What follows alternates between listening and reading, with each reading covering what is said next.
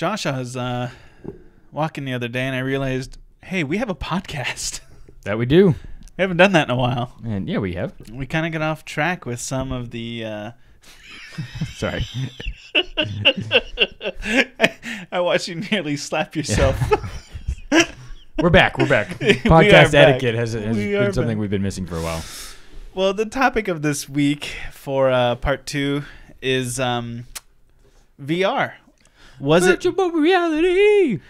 Was it dead on arrival is the question. I mean, we've had all 3 major VR products come out, PSVR, Oculus Rift, Vive. They've all received their accolades from various corners of the internet. People seem to like them for what they are. Obviously, PSVR isn't as quality as a product as, let's say, Vive, but it's also cheaper, right? So for what you pay, you get what, is worth it. Right. Many people argue.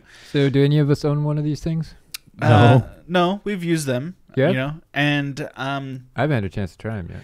I mean, I was going to buy a PSVR, and I kind of just talked myself right out of it. So, because I don't know, just I started to see the tea leaves, which was, even though all these systems kind of had a pretty strong release window of games and experiences, there was nothing really slated for the future. Did you notice that, Chris? Right. Yeah. And this week, as we record this, is the week that Resident Evil 7 came out. It's probably the first true AAA release that has full VR functionality. It's not just a side feature. And people seem to like it as a VR game, but the thing is there's no others after this that I know of that are as big as Resident Evil would be. I think just the cost is too high for VR. I just don't buy it. Well, you exactly. didn't. No, I mean, well played. Yeah, I'm not sold on it yet. Actually, I'm reading this article from Gizmodo, .com, called "The Neuroscience of Why Virtual Reality Still Sucks." But the big thing that they're talking about in the article is written by. If you don't jack into the Sarah back of the Zhang. neck, it's just not worth it. Right. I want an Animus for nothing. Yeah, if I had a nickel. And so the idea, though, but the latency and the difference between that and motion sickness and stuff. And a lot of the delay in VR stuff they said is as slow as 20 milliseconds. And the guy who ran this test or whatever, his most sensitive subject was detecting was detecting at 3.2 milliseconds there. So at a 15.8, whatever that is, 16.8 difference of time there, and it makes you sick, man. Yeah, a lot of people have said that Resident Evil 7 makes them sick to play. Yeah. Not everybody says that, but when we were checking out the Google Cardboard and stuff and walking around, after a while it just hurts. I didn't know how to explain it before this, but it hurt. My eyes would just hurt and the focus was hard to kind of pick up on. Probably the problem with Google Cardboard, just to be fair, is that it's not it's made out of cardboard. Well, I doubt it's clocking in enough hertz per second to be the sort of VR experience you need to be comfortable. Right. I can't remember. Is it 60 hertz per second on each eye minimum? Does that sound correct? So. Yeah. Otherwise, 60, it is uncomfortable. I've heard anything under 60 frames per second will cause motion sickness. Yeah, that's what I mean. 60 frames. I'm saying hertz. I mean frames. Even with all the other VR stuff, though, it always looks good like this, right? Straight on. But anything out here, it still feels a little bit like we're lacking. I don't know. It just, from what I'm reading, from what we're seeing, it's just a rehashing of the 90s. There. Yeah. It's just, it was supposed to catch on. It's supposed to be this cool thing. A couple arcades had it. Yeah, and then, but Nintendo came out with Virtua Boy. But there's nothing on my peripheral that I don't know. I don't know if I'm the only one that feels it. It does have limited scope. Yeah, it drives me nuts, man. I think I'd rather just have a sim pit.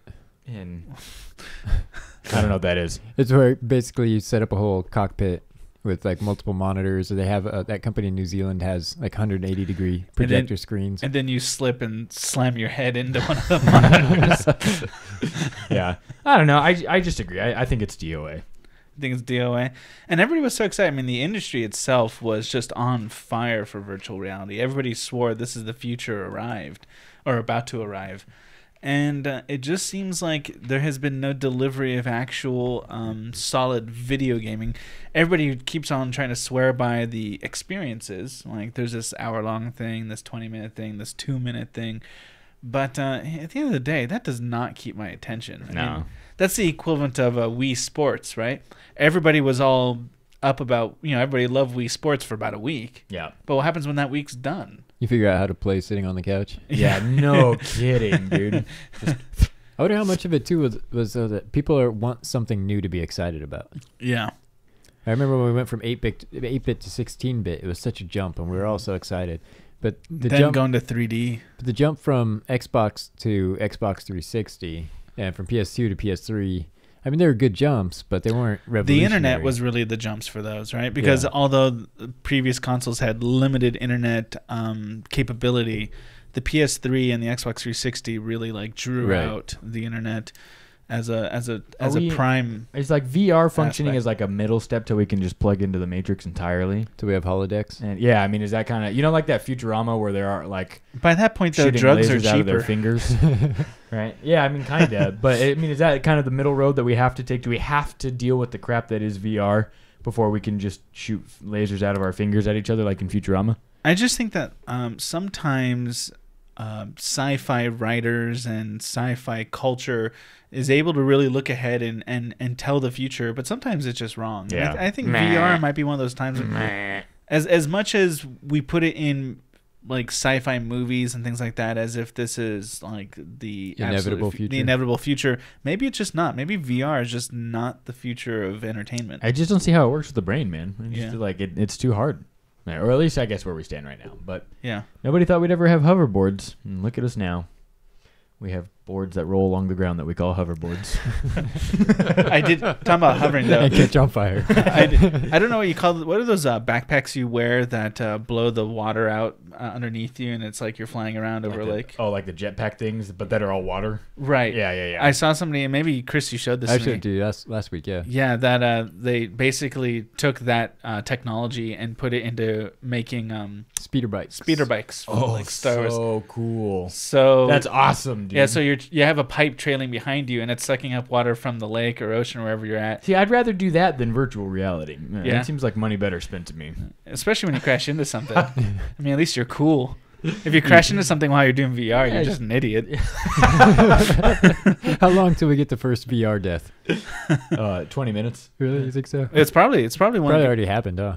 Well, like, there was some kid who was playing an MMO and he didn't drink or eat for like 40 hours. Or, it was StarCraft, wasn't it? Yeah, 72 hours maybe, and died. That's good. I was assuming that VR would have one of those stories pretty quickly. Like somebody just did not take off the VR headset and game themselves to death.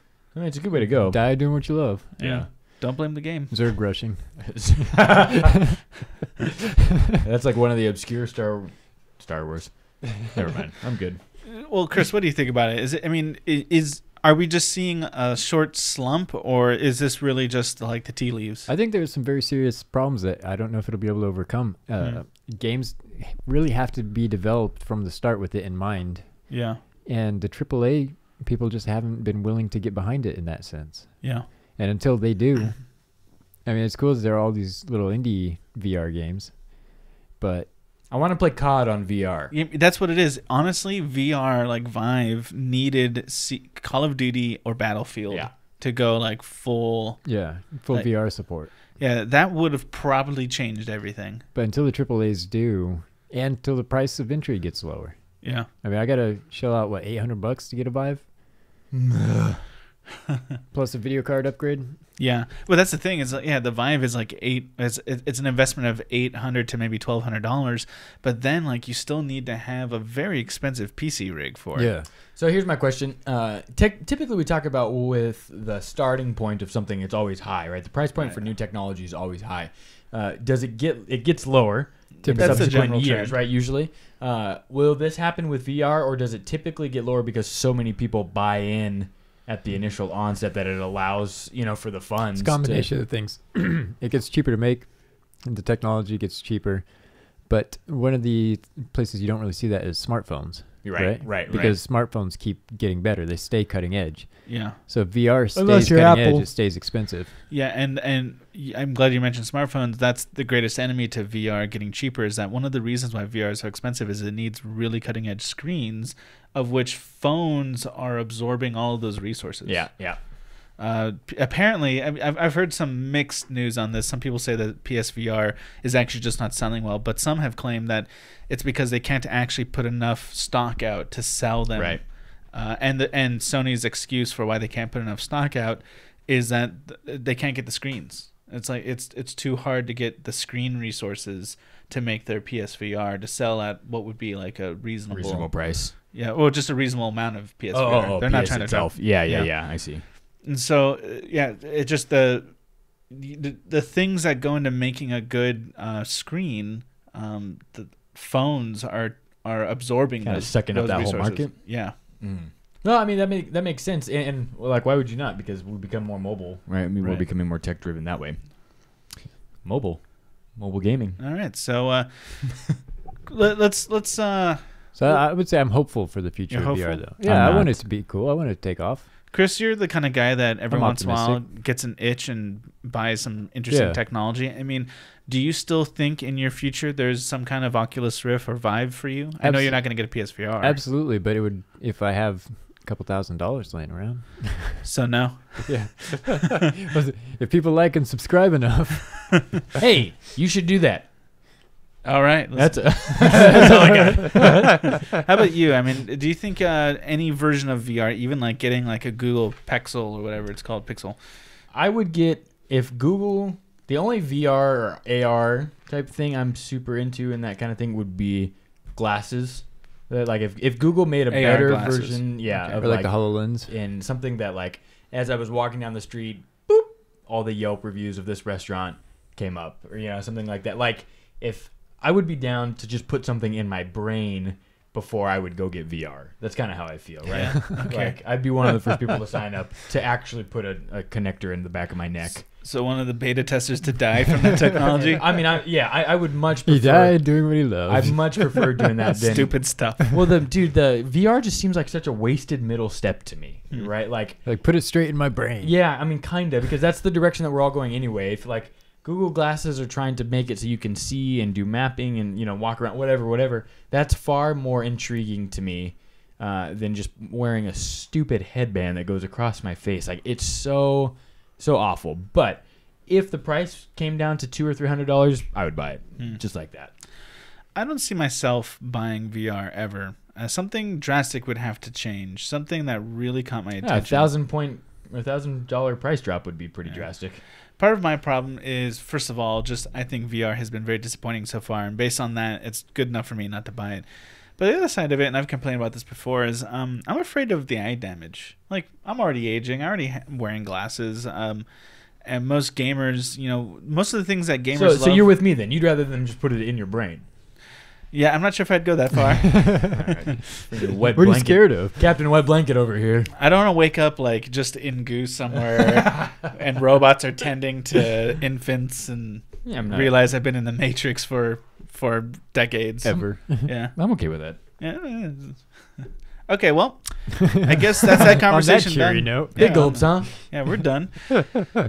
So look out for part 3. We're going to cover the news of the week. Finally, the news is picking back up for games, and so we are too. And look at if this video is good for you, please like and subscribe. Find all of our information in the description below, and have a great day. Love you.